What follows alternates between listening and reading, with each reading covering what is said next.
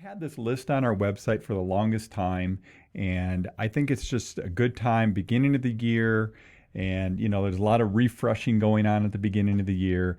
And so let's put this out there as 8 steps to buying a home. It's the buyer checklist. So it's 8 steps with sub steps, but let's kind of rapid fire go through this and see if sure, we can go through this. Rapid fire. We never do that. We can do it. We can do it. They're on welcomehomeabq.com under buyer. Under and then buyer there's resources. Buyer resources. Yep. So 8 steps. So one is prepare to buy, right? Begin the process. Make sure you're ready to go, that now is the time. Resolving issues. What would that be, Tego? What kind of issues would you want to resolve? Well, where your lease is, if you're renting, if you're already owning, do you need to sell first? It may be clearing up some credit issues, call Mike Remos, and get your credit cleaned up. That may be part of the financing step as well. And I thought this was interesting. Make sure that all the parties involved in the purchase are on board. Now, we have seen that before where we have a family member, maybe a parent or something that's going to be a co-signer.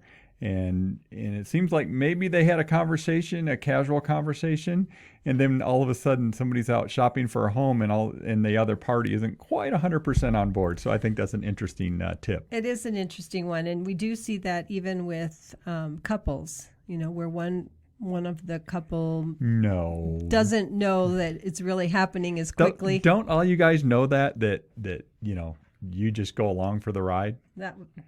Somebody.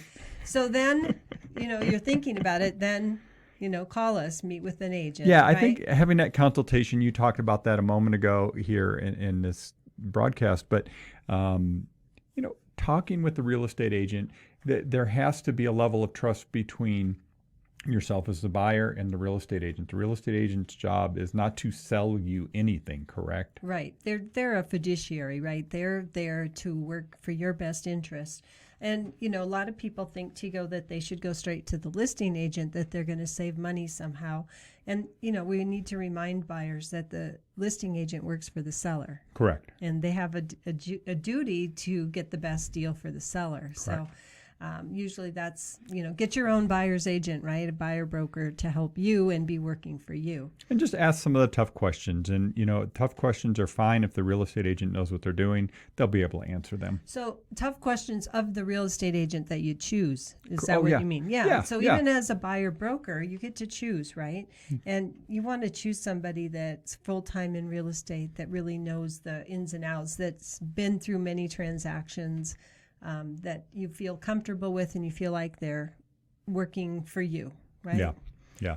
So the next step is figure out what your price range is. Get your financing figured out, and that may be talking to a lender. It may not be. It may be getting online and doing some calculators, because there's a bunch of them out there, and we have them on our website at welcomehomeabq.com.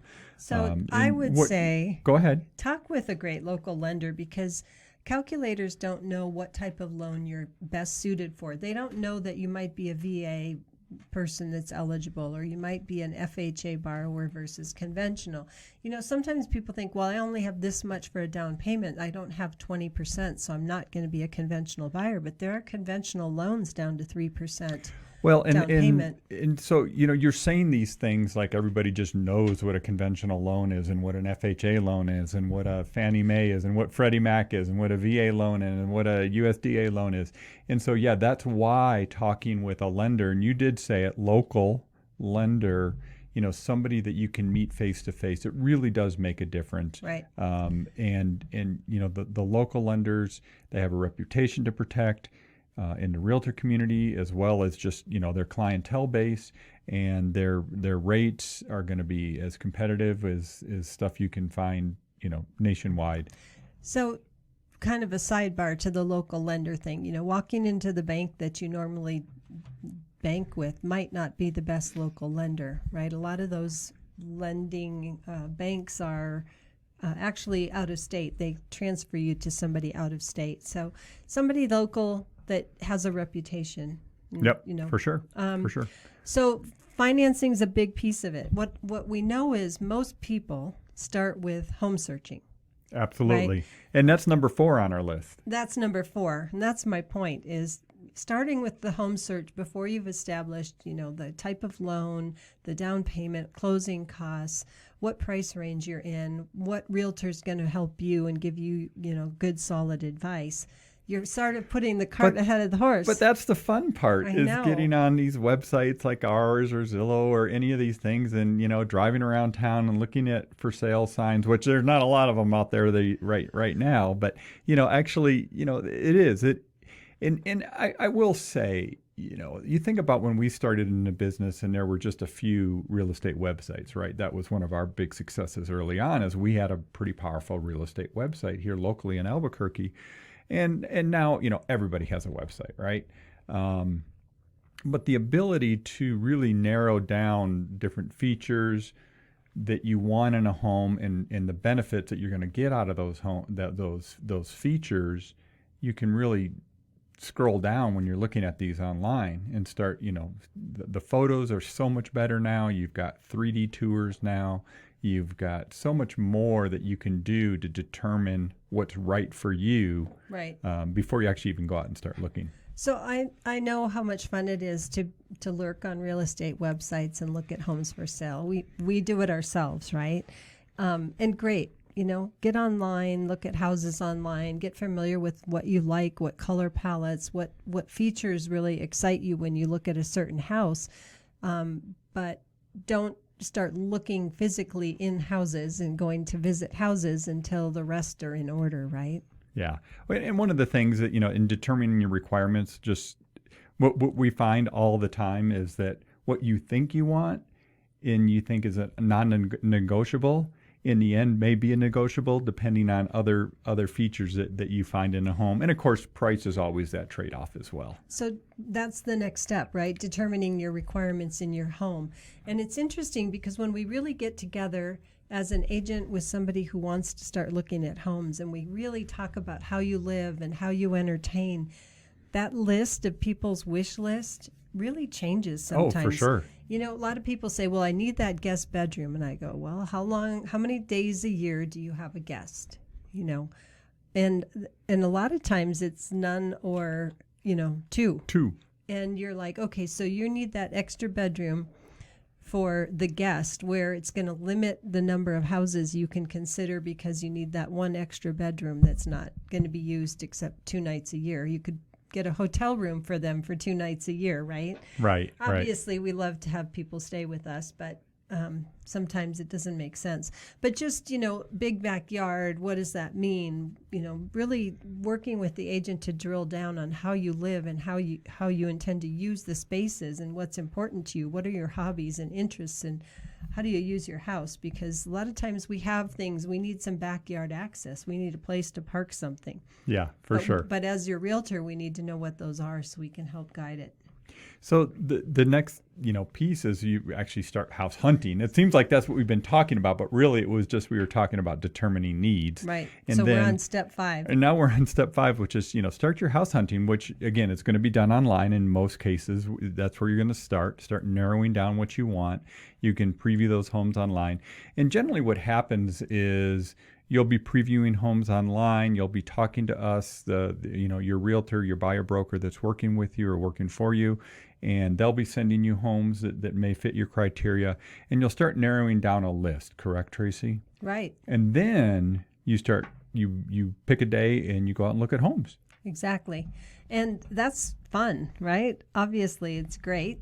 And we love to do that. So when you look at homes, we know that it's very, you can be tainted by how the house smells and looks and with right. people's own furnishings in them and things. So it's really important to look at the house from how you live. Right? And just beware or be advised that it's very common that, you see a house online, you see the photos, they're beautiful. Photographers do an amazing job making homes look amazing, right? And then you get to the house and go, oh, this is not what I thought it was going to be based on the photos that I saw online. Yeah. So yeah, it makes a big difference. Okay, let's jump forward. Okay, we've looked at a bunch of houses and we've narrowed it down and we've picked one and we said, this is the one I want this house. What's the next step? So moving quickly is very important right now. Making the decision and just going forward and having your agent put together that purchase agreement. So that's the next step, the purchase agreement. It's the offer that you want to have presented on your behalf to the seller. So it'll be, all the details about a purchase agreement, closing date, down payment, earnest money, any personal property that's in the house that you want to make sure stays with the house, dates, deadlines, all of those things. And you then review the purchase agreement, get it signed, your agent presents it on your behalf. Yeah, the purchase agreements, the one we use, we have a standard form here in New Mexico. It's 16 pages, I think, right now.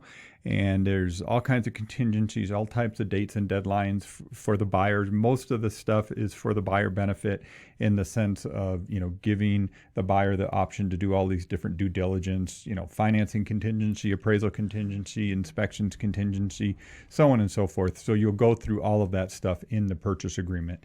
And congrats. They accept your offer, well, right? Yeah. You miss kind of one step, which is negotiate the deal, right? Right. There's a kind of a back and forth usually when you first do. Not always. Sometimes you'll send over an offer, the seller signs it, and away you go. So now it's the closing process, or the escrow period, if you will, right, Tracy? And what happens there? That's where we get all the contract to your lender. If there's a lender, we get it to title. The title work goes on. If there's a lender, you're getting them all your supporting documentation. If you haven't already, they're verifying employment, checking your all of your bank and savings statements, and just kind of making sure your file is complete. And you're going to be running around because you're going to be getting your past taxes to them and different things. And then we're going to be setting up a closing time, a time for you to sign to close on your house. Inspections. Oh, yeah. And it's inspections during that period. That's a big one. You're like trying to rush me. Well, no, I wasn't. I mean, that's like the biggest one, right? It's we can't forget that, because there can be multiple types of inspections. Generally there's a full home inspection where the buyer gets to, evaluate the, property condition so that they're comfortable with moving forward with the purchase. So there's a lot of stuff that happens from the moment you go under contract on a property until you actually go and sign and, transfer ownership. And so we could do 2 hours on just that process. Right. What we call the contract to close, period.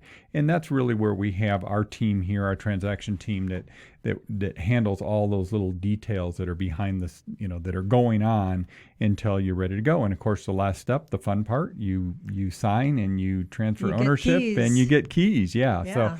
So that was the 8 steps of buying a home. And I think what we go through about 150 steps really, because there is definitely a lot in having a trusted guide to navigate you through the process is a big deal, and that's why you need a buyer broker that knows how to do it. Totally.